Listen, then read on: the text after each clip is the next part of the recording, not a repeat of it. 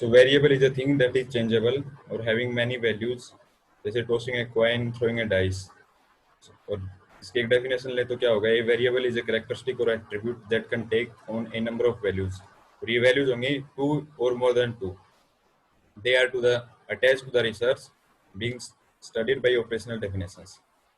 तो operational definition में क्या करते हैं कि वैसे तो जो भी एट्रीब्यूट, जो भी वेरिएबल हम लेते हैं उसकी मतलब एक थ्योरेटिकल काफी बड़ा कॉन्सेप्ट होता है वो, लेकिन उस पर्टिकुलर रिसर्च में हम उसको कैसे डिफाइन कर रहे हैं, हम उस पर्टिकुलर रिसर्च में उस वेरिएबल के क्या क्या एट्रीब्यूट्स हम मेजर कर रहे हैं, वो ऑपरेशनल डेफिनेशन के अंदर में डिफाइन किया जाता है। तो वो डेफिनेशन ही उसको पर्टिकुलर वेरिएबल को उस स्टडी के अंदर में अटैच करेगी। ठीक है, वेरिएबल को अंडरस्टैंड करने के लिए जैसे एक SOR मॉडल है। SOR मॉडल के अंदर में जैसे इन तीनों लेटर्स को हम अब जब करेंगे तो इसके जैसे S से होगा स्टिमुलस, O से हो गया ऑर्गेनिज्म, R से हो गया रिस्पॉन्स। ठीक है, स्टिमुलस क्या होता है कि जैसे कोई भी मतलब जो है, जैसे आउटसाइड कोई भी चीज है जो हमारे अंदर कोई भी सेंसेशन क्रिएट करती है, जैसे कोई साउंड हो सकती है, लाइट हो सकती है, किसी का बिहेवियर हो सकता है, तो वो स्टिमुलस हो गया। ऑर्गेनिज्म क्या हो गया कि मतलब इंडिविजुअल के अंदर में उस पर्टिकुलर स्टिमुलस से वो जब वो हियर करता है, ऑब्जर्व करता है, तो वो ऑब्जर्व करने के बाद में उसके अंदर जो फिजियोलॉजिकल या साइकोलॉजिकल चेंज जो आते हैं वो ऑर्गेनिज्म में काउंट होगा। और रेस्पॉन्स में क्या होगा कि वो जैसे ही उस चेंजेस के बाद में जो चीज वो रिस्पॉन्ड करता है, वो जो एक्शन लेता है, जो बिहेवियर वो शो करता है, वो क्या रिस्पॉन्स हो जाएगा। जैसे पेवलोव का क्लासिकल कंडीशनिंग का एग्जांपल या फिर एक्सपेरिमेंट पढ़ा होगा आप सभी ने, तो उसको डिस्कस करते हैं। जैसे पेवलोव ने क्या किया था, वो एक फिजिशियन था, उसने एक डॉग लिया। उसमें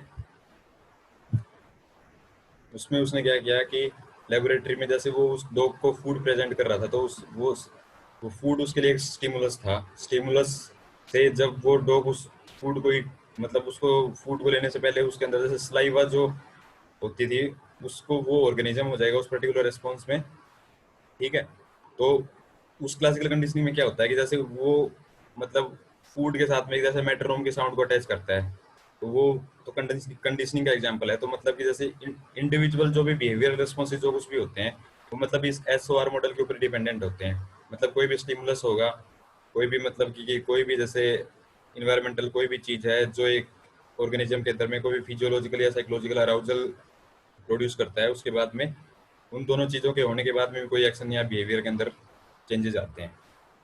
तो इन जनरली जैसे वेरिएबल की डेफिनेशन हमने की, और वेरिएबल को जो SOR मॉडल से स्टडी करते हैं, इन जनरल इसके 3 टाइप्स हैं: इंडिपेंडेंट वेरिएबल, डिपेंडेंट वेरिएबल और एक्सट्रेनियस वेरिएबल। तो इंडिपेंडेंट वेरिएबल सबसे पहले हम स्टडी करेंगे। इंडिपेंडेंट वेरिएबल में क्या होता है, सॉरी, इंडिपेंडेंट वेरिएबल को जैसे IV से डिनोट करते हैं। तो this is the variable which is being manipulated और which is changed in the research. ठीक है, its effect on another variable के ऊपर जो है, इसका इफेक्ट हम चेक करते हैं। एग्जांपल अभी हम लेंगे तो क्या हुआ कि जैसे इंडिपेंडेंट वेरिएबल क्या होगा कि जैसे कोई भी एक मतलब छोटा सा एग्जांपल लेते हैं। जैसे if we want to study the impact of internet connection on online learning. ठीक है, तो इंटरनेट कनेक्शन क्या हो गया कि वो जैसे मतलब जो रिसर्चर है वो उसको कैसे मैनिपुलेट कर सकता है। इंटरनेट कनेक्शन स्लो कर दिया, उसकी स्पीड इंक्रीज कर दी, वो इंटरनेट कनेक्शन का किसी को एक्सेस दे दिया, किसी को एक्सेस नहीं दिया, तो वो क्या होगा, इंडिपेंडेंट वेरिएबल हो गया। और लर्निंग के ऊपर जो उसका इम्पैक्ट है वो क्या हो जाएगा, डिपेंडेंट वेरिएबल। ठीक है, तो इंडिपेंडेंट वेरिएबल की जैसे यहाँ पे दो टाइप्स हैं, टाइप ई और टाइप एस। ई से टाइप ई से हम जैसे क्या मतलब ई से हम इसको ऐसे को रिलेट कर लेंगे, E means experimenter. So type E directly manipulated by the experimenter. तो क्या होगा कि जैसे कि इसी एग्जांपल में देखते हैं कि जैसे अगर एक्सपेरिमेंटर ये करता है कि वो टाइप ई इंडिपेंडेंट वेरिएबल को कैसे सेलेक्ट करेगा। जैसे उसने इसी स्टडी के अंदर में इंटरनेट कनेक्शन का लर्निंग के ऊपर आउटकम देखने के लिए उसने क्या किया कि 10 नंबर ऑफ स्टूडेंट्स उसने चूज किए। 10 नंबर ऑफ स्टूडेंट चूज करने के बाद में वो क्या करता है कि उन 10 में 10 स्टूडेंट्स में क्या करेगा कि दो दो के जैसे 5 ग्रुप बना लिए। एक को 2 MBPS की स्पीड देता है, एक को 4 की, 6, 8 एंड ऑनवर्ड्स ऐसे। तो वो क्या करेगा कि इंडिपेंडेंट वेरिएबल को डायरेक्टली मैनिपुलेट कर रहा है। तो टाइप एस में क्या होगा, manipulated through the process of selection. Process of selection में क्या करेगा वो, कि वो करेगा कि जैसे मतलब 5 ऐसे सिटीज सेलेक्ट कर लेगा, उसके अंदर 2-2 स्टूडेंट्स लिए। इसमें ऑलरेडी उन सिटीज में क्या होगा कि एक सिटी में जैसे इंटरनेट कनेक्शन की अवेलेबिलिटी ही पुअर है, 1 Mbps है, एक में 2 Mbps है, एक में 3 है, एक मुंबई है, दिल्ली है, ऐसे तो वो क्या करेगा वो, मतलब जो सिलेक्शन प्रोसीजर जो उसने यूज किया, type S for selection, selection procedure जो उसने यूज किया, उसी से वो क्या करता है, वो मतलब उस इंडिपेंडेंट वेरिएबल का डिपेंडेंट के ऊपर में इफेक्ट देख लेता है। या फिर इसका एग्जांपल दूसरा ये ले सकते हैं, effect of ICT education on learning outcomes. ICT education में क्या करेगा एक्सपेरिमेंटर, कि वो आईसीटी का किसी पर्टिकुलर में यूज चेक करेगा, उसको मैनिपुलेट करके, या फिर ऐसे स्कूल्स चूज कर लेगा, ऐसे स्टूडेंट्स चूज कर लेगा जहाँ पे ऑलरेडी आईआईटी का यूज हो रहा है। ठीक है।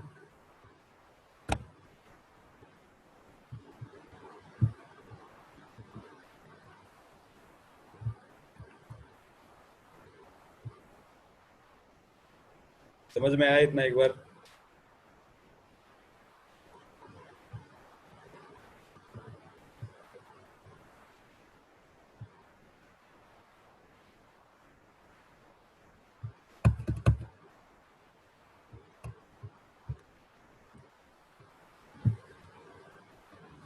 इंडिपेंडेंट वेरिएबल के बाद डिपेंडेंट वेरिएबल।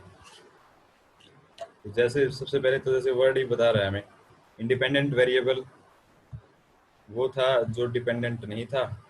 डिपेंडेंट वेरिएबल वो है जो इंडिपेंडेंट वेरिएबल पे, इंडिपेंडेंट वेरिएबल जैसे मैनिपुलेट करेंगे, चेंज करेंगे हम, तो जो वेरिएबल चेंज होगा वो डिपेंडेंट वेरिएबल हो गया। मतलब जैसे अभी जो एग्जांपल लिया कि लर्निंग आउटकम्स के ऊपर में जो जो चेंजेस इंटरनेट कनेक्शन की वजह से आएंगे वो हो गए dependent variables. So basic definition, dictionary definition क्या होगा, which is dependent on independent variable, it is a response being made. Response being made का मतलब हो गया जो सब्जेक्ट हमने ऑब्जर्वेशन में लिया है उसके बिहेवियर में, या उसका जो भी एट्रीब्यूट हम मेजर करना चाह रहे हैं, उसके अंदर जो चेंज आएगा, जो रेस्पॉन्स जो होगा, उसका चेंज यानी रिस्पॉन्स जो होगा वो डिपेंडेंट वेरिएबल होगा। ठीक है। या फिर इसको ऐसे डिफाइन करते हैं, it is a measure of the behaviour of the subject. अब देखो कुछ एग्जांपल्स मैंने लिखे हैं, इसमें आप बताना कि डिपेंडेंट वेरिएबल कौन सा होगा, इंडिपेंडेंट वेरिएबल कौन सा होगा। जैसे impact of voice on concentration, तो इम्पैक्ट ऑफ वॉइस क्या है, डिपेंडेंट है या इंडिपेंडेंट है?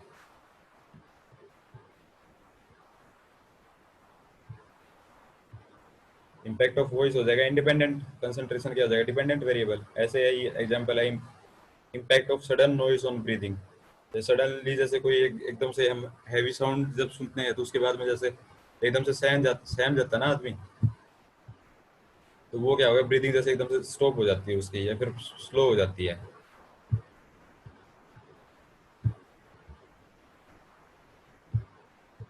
तो impact of sudden noise on breathing, impact of sudden noise हो गया इंडिपेंडेंट वेरिएबल, ब्रीदिंग हो गया dependent variable. Regular aerobic exercise on health, regular aerobic exercise हो गई इंडिपेंडेंट वेरिएबल। हेल्थ के अंदर जो चेंजेस आएंगे वो हम नोट करते हैं तो वो डिपेंडेंट वेरिएबल हो गया। Meditation on mental health,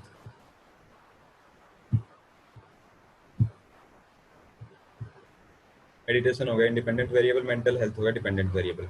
extraneous variable सब स्टडी करेंगे। जैसे एक्सट्रेनियस का अगर मतलब ऐसे वर्ड को देखें तो इसका मतलब ये हो गया डिक्शनरी मीनिंग एग्जिस्टिंग और कमिंग फ्रॉम आउटसाइड। मतलब जैसे एक्सपेरिमेंटर क्या करता है कि जो लेबोरेटरी सेटिंग्स के अंदर जिन भी या फील्ड रिसर्च के अंदर में जिन वेरिएबल्स को वो अंडर कंसिडरेशन रखता है, उनके अलावा और वेरिएबल्स ऐसे कौन से हैं जो स्टडी को इम्पैक्ट करते हैं। So the variables may directly affect the dependent variable or may combine with the independent variable to produce an effect।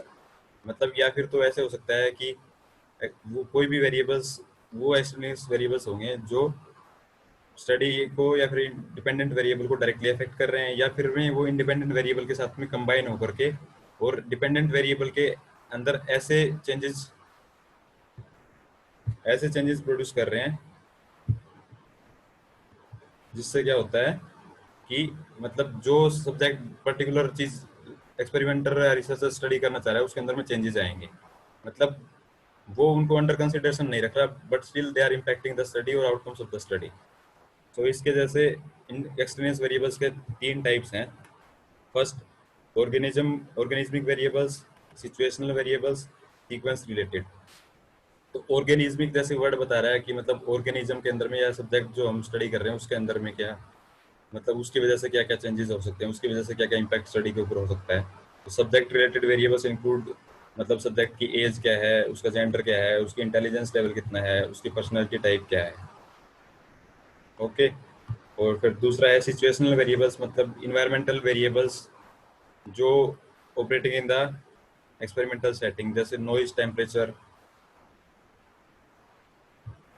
ठीक है, ह्यूमिडिटी, वेरिएबल्स रिलेटेड टू मतलब एक्सपेरिमेंटल टास्क, जो मतलब जिस पर्टिकुलर सेटिंग में जो एक प्रोजेक्ट या फिर रिसर्च कैरी आउट की जाती है उसके अंदर इन्वायरमेंटल वेरिएबल्स कौन कौन से प्रेजेंट है, जिनकी वजह से मतलब उस पर्टिकुलर सिचुएशन के अंदर में क्या क्या चेंजेस वो सब चीज़ें लेके आ रही हैं। सीक्वेंस रिलेटेड मतलब when the subject is being tested in different settings. इसका मतलब क्या हुआ, जैसे कोई इंटेलिजेंस का टेस्ट कर रहे हैं, ठीक है, पहले इंटेलिजेंस का टेस्ट किया, उसके बाद में एक ही सब्जेक्ट के ऊपर में जैसे दिन में 3 बार टेस्ट किया जा रहा है अलग अलग तरह तरीके से, तो मतलब कुछ टाइम के बाद में हो सकता है कि सब्जेक्ट में फील टायर्ड और फैटिग। तो उसकी वजह से सीक्वेंस की वजह से क्या चेंजेस आ सकते हैं, ठीक है। तो ये तीन थे एक्सट्रेनियस वेरिएबल के टाइप्स, डिपेंडेंट, इंडिपेंडेंट और एक्सट्रेनियस वेरिएबल्स हमने स्टडी किए अब तक।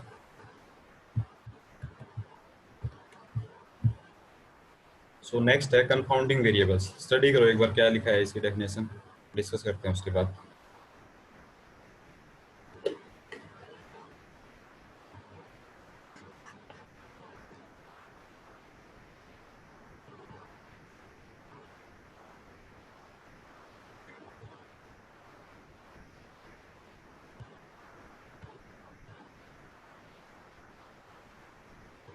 देखो, इसका मतलब कंफाउंडिंग का अगर हम डिक्शनरी मीनिंग देखेंगे तो इसका क्या होता है, कंफ्यूजिंग। मतलब while doing a study, if we are not careful, then two variables may get combined so that the effect of one cannot be separated from the effect of other.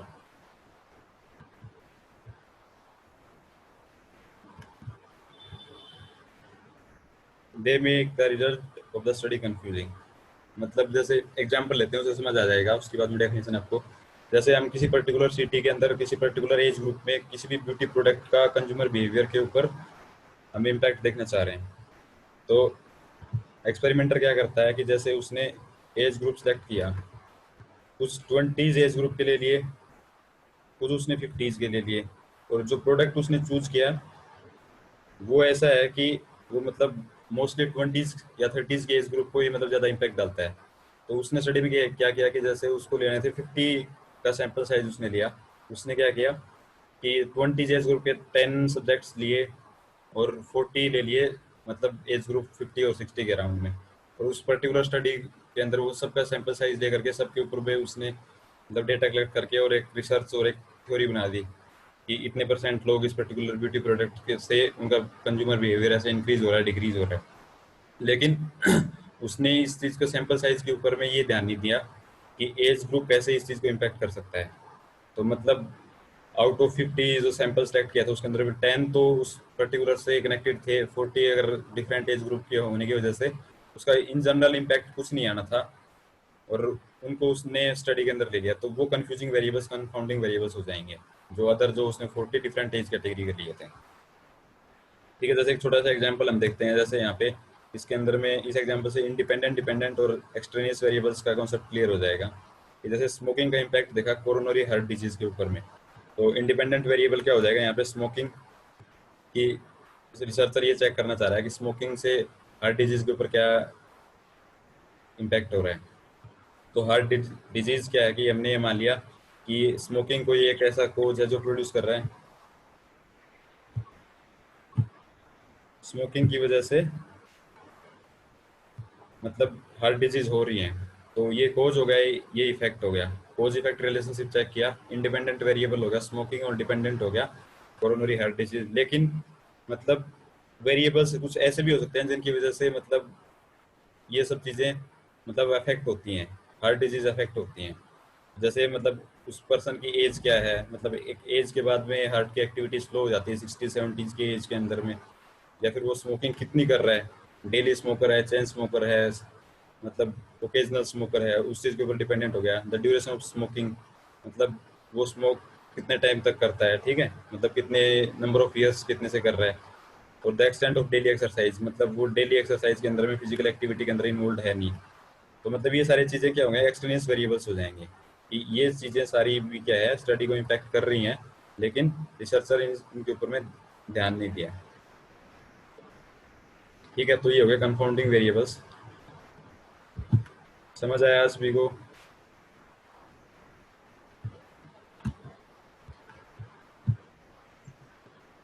Hello sir. हाँ जी, sir कॉन्फाउंडिंग और एक्सट्रानियस variables में difference क्या है? बताता हूँ, एक minute.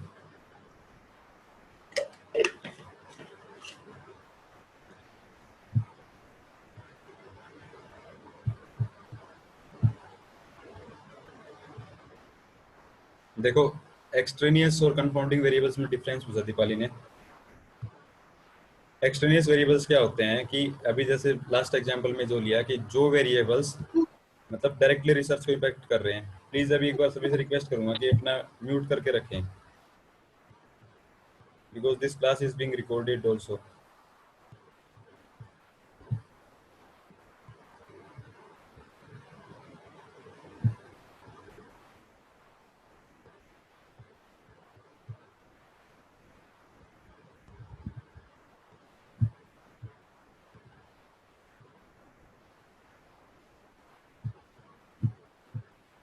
तो extraneous variables जैसे जो जो वेरिएबल्स डायरेक्टली डिपेंडेंट वेरिएबल को इम्पैक्ट कर रहे हैं वो एक्सट्रेनियस वेरिएबल्स हो गए। रिसर्चर को उनका पता नहीं होता, ठीक है।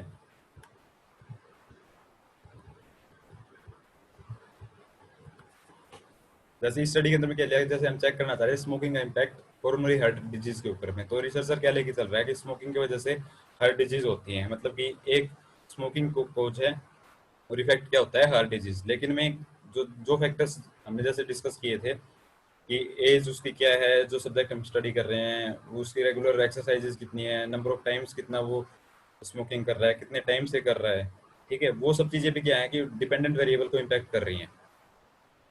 तो वो सब चीज़ें क्या हो गई, एक्सटर्नल वेरिएबल्स हो गए। कंफाउंडिंग वेरिएबल्स में क्या करता है कि रिसर्चर का सैंपल सिलेक्शन के अंदर में कुछ दिक्कत होती है, जिसकी वजह से वो क्या करता है कि वो जिस पर्टिकुलर मतलब इंडिपेंडेंट वेरिएबल का डिपेंडेंट वेरिएबल के ऊपर इम्पैक्ट चेक करना चाह रहा है, उसके सैंपल सिलेक्शन के अंदर में उससे उससे कोई मिस्टेक हो गई, तो वो कंफाउंडिंग वेरिएबल हो जाएगा। अब एक्टिव वेरिएबल्स के अंदर की जैसे मेनली 3 डिवीजन थे, डिपेंडेंट, इंडिपेंडेंट और एक्सट्रेनियस। अब जैसे कंफाउंडिंग वेरिएबल बीच में एक डेफिनेशन आई थी, ऐसे किस तरह कुछ डेफिनेशंस हो रहे हैं जिनको हम अभी पढ़ेंगे। जैसे सबसे पहला है active variables, any variable that is manipulated, मतलब जो एक्सपेरिमेंटर जिस वेरिएबल को चेंज करता है वो एक्टिव वेरिएबल्स होता है। जैसे reward, punishment, method of teaching, मतलब रिवॉर्ड किसी स्टूडेंट को देता है कि नहीं देता है, पनिशमेंट किसी स्टूडेंट को देता है कि नहीं देता है, तो वो उसको डायरेक्टली मैनिपुलेट कर रहा है, तो वो एक्टिव वेरिएबल हो गया। एट्रीब्यूट वेरिएबल में क्या होगा, is that variable which is not manipulated but measured by experimenter. Attribute वही होगा, डिपेंडेंट वेरिएबल हो गया जिसको वो मेजर करना चाह रहा है, जैसे किसी क्लास के स्टूडेंट्स का इंटेलिजेंस हो गया, एप्टीट्यूड हो गया, socio economic status, education, gender, ये सब। फिर उसके बाद में दो कैटेगरीज और आती हैं, दो टाइप्स और आती हैं, quantitative variable and categorical variables. तो quantitative variable is one that varies in amount, मतलब कि उसका कुछ पर्टिकुलर न्यूमेरिकल वैल्यू आती है, उसको न्यूमेरिकल वैल्यू में कन्वर्ट कर सकते हैं। जैसे इंटेलिजेंस हो गया, एंजाइटी हो गया, स्ट्रेस हो गया, इसके मतलब कि इन सब तीनों के जैसे कोई भी टेस्ट कंडक्ट करेंगे किसी सब्जेक्ट के ऊपर में, तो इंटेलिजेंस की वैल्यू आ जाती है, एंजाइटी की भी मतलब एक वैल्यू आ जाती है, स्ट्रेस का भी लेवल आ जाता है हमारे पास में। कैटेगरिकल वेरिएबल्स क्या हो गया, वेरीज इन काइंड, मतलब उसके डिविजन्स, नंबर ऑफ डिविजन्स मतलब फिक्स होते हैं, जैसे एज 10, 20, 30, मतलब ऐसे हो गया, जेंडर हो गया, रिलीजन हो गया। अब कैटेगरिकल जो वेरिएबल है उसके 3 टाइप हैं। एक तो जैसे कांस्टेंट होता है, मतलब उसकी कैटेगरी कांस्टेंट, जैसे वाटर है, फूड है, उसकी एक ही कैटेगरी हो गई, ठीक है। डाइकोटोमस वेरिएबल्स हो गया जिसके अंदर में उसके जैसे मतलब कोई भी टू कैटेगरीज हैं, जैसे क्वेश्चंस आते हैं, ट्रू फॉल के क्वेश्चन आते हैं, यस नो के क्वेश्चंस आ गए, वो डाइकोटोमस की कैटेगरी में आ जाएंगे। पॉलीटोमस हो गए more than two categories. More than two categories के जैसे क्या हो गए, जैसे हमने लिया कि जैसे किसी पॉलिटिकल व्यूज के हमने एग्जाम्पल लिया, उसमें पॉलिटिकल व्यूज चेक करना चाह रहे हैं, तो कोई बीजेपी के सपोर्टर्स है, कोई कांग्रेस के हैं, कोई किसी मतलब किसी और लोकल पार्टी के हैं, ठीक है। मतलब इस तरह के मोर देन थ्री के अंदर जो भी चीज़ें आ गई वो सब हो गई, ठीक है। किसी मतलब कि जैसे किसी ब्यूटी प्रोडक्ट को लाइक करने वाले हैं, तो वो मतलब कि जैसे मोर देन टू की कैटेगरी में जो भी होंगी वो सारी पॉलीटोमस में आ जाएंगी। फिर क्वांटिटेटिव वेरिएबल्स हैं जो पहले हमने डिस्कस किए थे, variable which varies in amount, intelligence, anxiety, stress. इसके अंदर में क्या आ गई कि क्वांटिटेटिव के भी दो टाइप्स हो गए, एक तो कॉन्टिन्यूस होता है, एक डिस्क्रीट होता है। कॉन्टिन्यूस में क्या होता है कि वो स्मॉलेस्ट डिग्री ऑफ फाइनेंस में हम मेजर कर सकते हैं। इसके एग्जांपल्स हो गए एज, हाइट, वेट। जैसे वेट किसी का, जैसे मेरा वेट है तो उसको हम मेजर कर सकते हैं 67.342 kg, smallest degree of finance यहाँ पे होगी। डिस्क्रीट वेरिएबल्स में क्या हो जाएगा, number of students attending the class, मतलब कि जैसे नंबर ऑफ स्टूडेंट्स के मतलब वो इंडिविजुअल टू इंडिविजुअल वेरिएशन इतना है कि हम उसको फाइनेंस डिग्री कुछ इसकी पॉसिबल ही नहीं है। नंबर ऑफ स्टूडेंट्स आइदर 10 हो गए, 11 होंगे, 12 होंगे, या फिर 50, 55 ऐसे। तो मतलब एक क्लियर गैप हो गया उन सबके बीच में। समझ आया सभी को?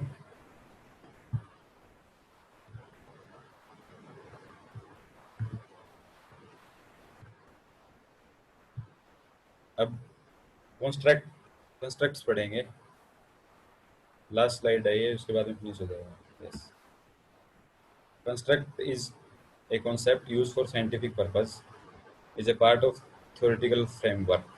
मतलब अगर जनरल डेफिनेशन इसकी लेंगे तो ये एक काइंड ऑफ कॉन्सेप्ट है। मतलब क्या होगा कि जैसे कॉन्सेप्ट क्या होता है कि मेंटल इमेज होती है। जैसे कोई भी चीज़ हमें अगर हमें पूछा जाए कि जैसे इंटेलिजेंस है, तो इंटेलिजेंस को लेकर हमारे माइंड में एक जैसे इमेज सी बनी है, ठीक है। ऐसे एंजाइटी है, जैसे एंजाइटी वर्ड सुनते हैं हमारे माइंड के अंदर की जैसे एक मैपिंग क्रिएट होती है। उस मैपिंग के बारे में मतलब कि जैसे एंजाइटी है तो एंजाइटी ज़्यादा होती है तो क्या क्या उसके मतलब फीचर्स, उसके एट्रीब्यूट्स क्या क्या होते हैं, तो ऐसे मतलब एक प्रकार का मैप माइंड के अंदर जनरेट हो जाता है, ठीक है। तो वैसे ही कॉन्स्ट्रक्ट हो गया कॉन्सेप्ट की डेफिनेशन, जैसे used for scientific purpose, is a part of theoretical framework and concepts have similar meaning, ठीक है। कॉन्सेप्ट और कॉन्स्ट्रक्ट दोनों का एक जैसा सा मीनिंग होता है। कॉन्सेप्ट्स क्या होंगे, allow us to organise knowledge in systematic behaviour, मतलब जो knowledge an individual is carrying उस वो एक सिस्टमेटिक बिहेवियर में अरेंज करने में, ऑर्गेनाइज करने में कॉन्सेप्ट हमारी हेल्प करते हैं। जैसे इंटेलिजेंस है, अचीवमेंट है, तो अचीवमेंट क्या है कि कॉन्सेप्ट क्या होगा कि जैसे जो नॉलेज है उसको सिस्टमेटिक बिहेवियर में कैसे ऑर्गेनाइज किया, कि achievements are concepts.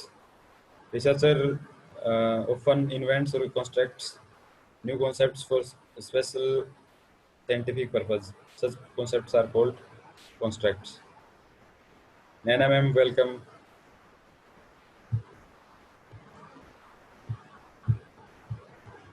सो जैसे अचीवमेंट का क्या है, अचीवमेंट इज ए कॉन्स्ट्रक्ट। तो क्या हुआ कि अचीवमेंट, किसी स्टूडेंट का अचीवमेंट मेजर करना चाहेंगे तो हम क्या करते हैं कि हमने क्या किया कि जैसे उस पर्टिकुलर स्टूडेंट की जैसे आफ्टर 1 ईयर हम उसका अचीवमेंट टेस्ट ले रहे हैं, तो उसकी जैसे उसने नंबर ऑफ क्लासेस जितनी अटेंड की, उसने जो भी टेस्ट दिए, उन सबको क्या है, थैंक यू मैम, उन सबको कंपाइल करने के बाद में जैसे अचीवमेंट टेस्ट क्या हो गया कि वो जो सिस्टमेटिक नॉलेज उसने जो गेन की थी उस पर्टिकुलर सब्जेक्ट में, स्टूडेंट ने,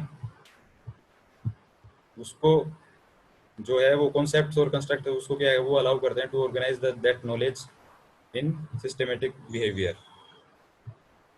अब यहाँ पे जैसे इसके दो टाइप्स हैं, मतलब वेरिएबल्स के, एक इंटरवेनिंग वेरिएबल्स होता है, एक हाइपोथेटिकल कंस्ट्रक्ट्स होता है। तो कंस्ट्रक्ट्स की एक डेफिनेशन ये जैसे ये पढ़ेंगे, रिसर्चर ऑफन इन्वेंट्स और constructs new concepts for special scientific purposes, such concepts are called constructs. क्या हुआ कि जैसे रिसर्चर क्या करता है कि मतलब जैसे कोई भी वेरिएबल को वो स्टडी करेगा, उसको क्या होता है कि उसके एक मतलब ब्रॉडर थ्योरेटिकल उसका मतलब कि कॉन्सेप्ट होता है। तो वो रिसर्च पर्टिकुलर जिसके अंदर में जैसे इंटेलिजेंस है, इंटेलिजेंस मतलब कि एक काफ़ी बड़ा कॉन्सेप्ट है, लेकिन जैसे इंटेलिजेंस टेस्ट करेगा कोई भी इंटेलिजेंस का, किसी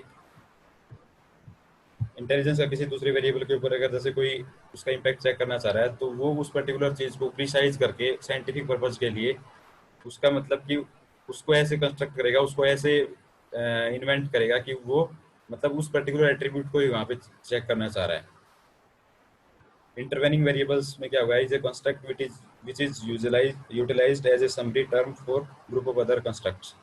इंटरवेनिंग का मतलब क्या होगा कि जैसे काफी सारे कंस्ट्रक्ट्स लिए और उसको समराइज करके कोई एक बना दिया, तो वो इंटरवेनिंग होगा। हाइपोथेटिकल होगा, is theoretical term which is employed to describe something real. ये थ्योरेटिकल टर्म हो गई।